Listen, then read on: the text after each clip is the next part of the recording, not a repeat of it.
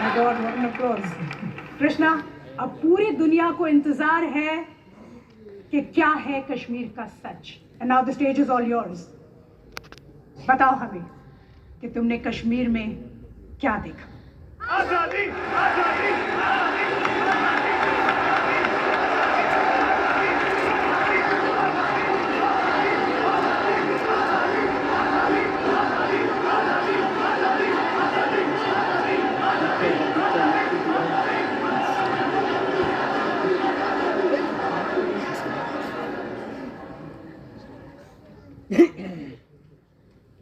मैंने देखा एक खुला आसमान.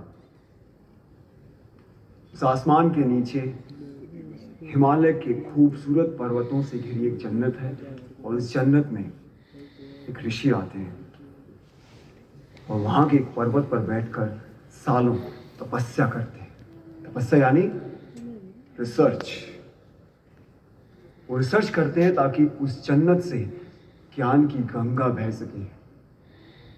उन ऋषि का नाम था ऋषि कश्यप और उन्हीं के नाम पर इस जन्नत का नाम रखा गया कश्मीर.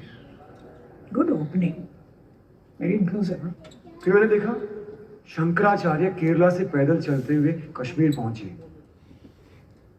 केरला से कश्मीर. जी, उनके पास कोई पुष्पक विमान नहीं था, सो ही लिटरली वॉक्ड. और उन्होंने हिमालय की गोद में बैठकर सालों रिसर्च किया, क्योंकि फिलॉसफी पे वो जो रिसर्च कर रहे थे वो सिर्फ जन्नत में संभव थी, यानी कश्मीर में. जैसे हमारे यहाँ से best researchers, scientist, students higher education के लिए फॉरेन जाते हैं, उसी तरीके से भारत के कोने कोने से best of the minds Kashmir पहुंचे और अपने अपने स्पेशलाइजेशंस के पंडित बन गए. पंडित लाइक का पीएचडी. मैंने देखा अभिनव गुप्त और उत्पल देव फिलॉसफी पर रिसर्च कर रहे हैं, लोगाक्षी एस्ट्रोनॉमी पर. He was the first astronomer in the world. Charak और वाग्भट आयुर्वेद पर, Sushrut medical science, Panini grammar, Vateshwar trigonometry, Suyya hydraulic engineering, Jain Bhatt law, Kalidas और Rudrat Sanskrit literature, Bhama aesthetics, Sharangdev musicology, Vasugupt और Somanand Advaita, Kalhan history, Vishnu Sharma moral science, Panchatantra उन्होंने ही लिखा. मैंने देखा राजा ललितादित्य के शौर्य और पराक्रम को. मैंने सुना ललेश्वरी के वाक को.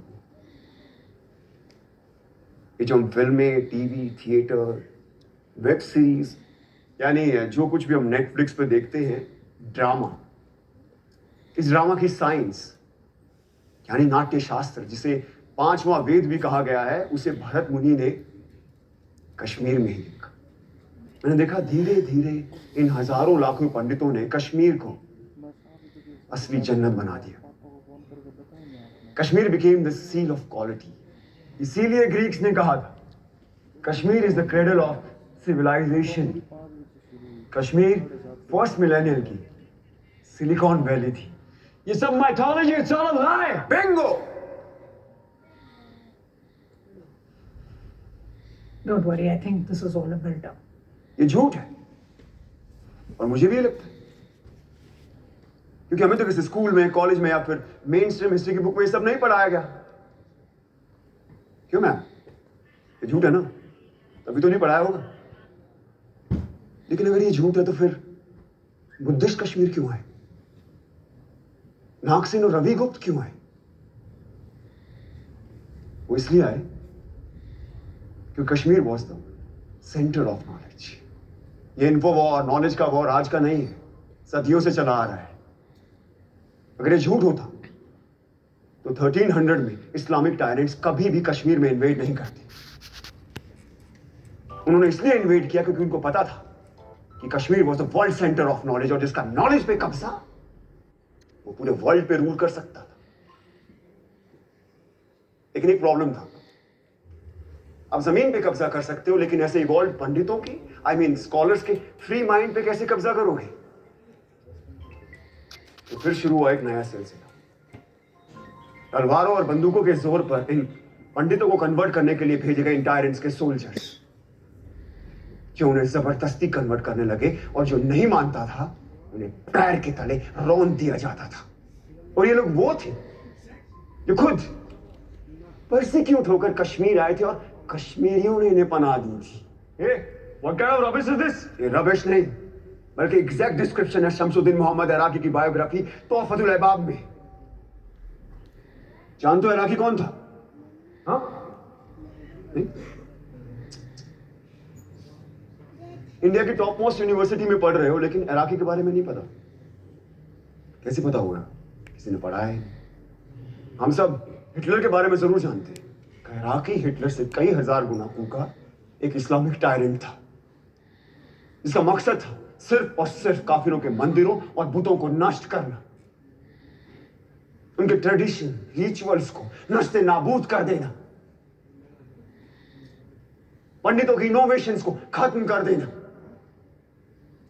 मुझे अभी भी किसी ने बोला कम ऑन डूड, नाज़ीज़ हर रोज 1000 जूस को मारते। तो मैंने तो नहीं सुना कभी कश्मीर में ऐसा कुछ हुआ हो। तो अब सुनो, इराकी और उसके पीएम मूसा रैना के कहने पर हर रोज 1500 से लेकर 2000 काफिरों को पकड़ कर लाया जाता, उनके जनेऊ काटे जाते, उनसे कलमा पढ़वाया जाता, उनका खतना यानी सर्कमसिशन कराया जाता और उनके मुंह में जबरदस्ती बीफ डाला जाता। और ये काम करते थे उनके सैनिक जिन्हें हम सूफी और दरवेश के नाम से जानते हैं।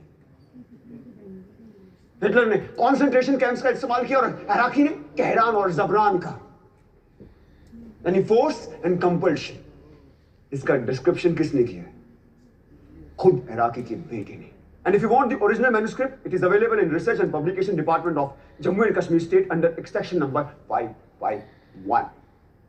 Must read.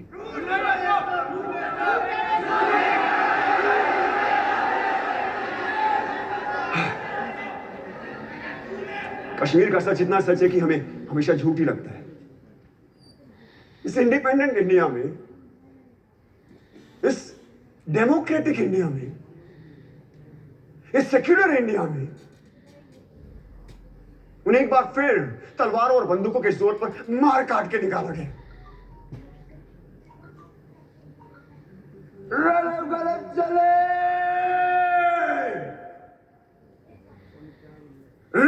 गलत चले।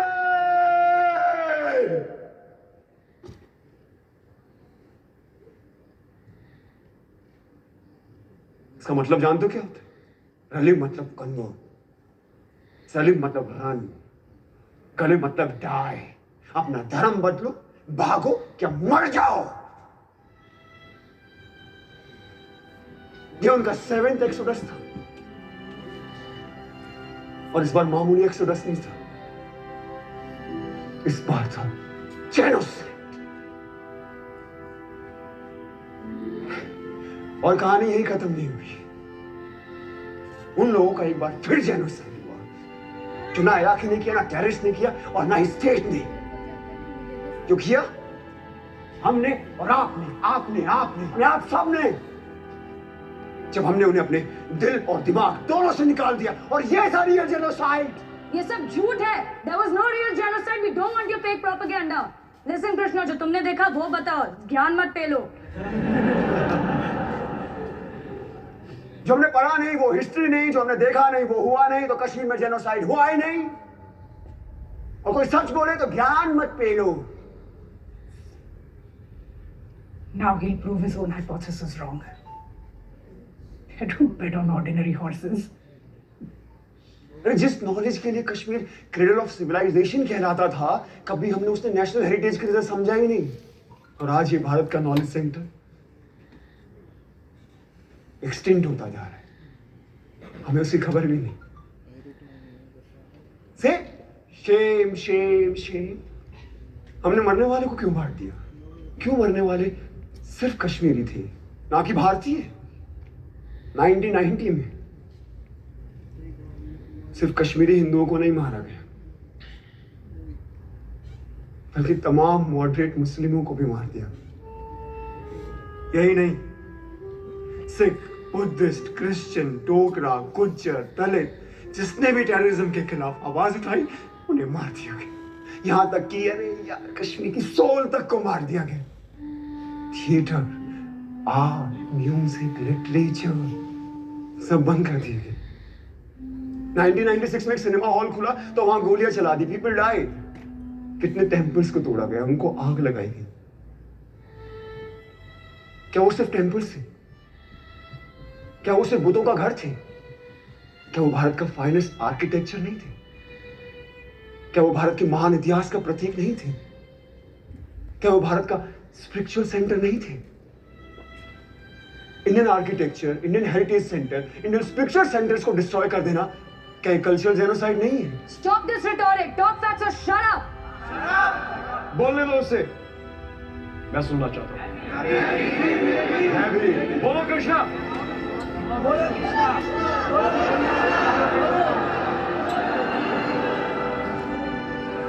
बिट्टा ने ओपनली टीवी इंटरव्यू में एक्सेप्ट किया कि उसने 20 मासूम लोगों को मार डाला।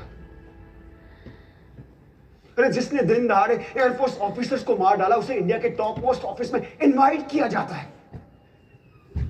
क्या ये एडमिनिस्ट्रेटिव जेनोसाइड नहीं?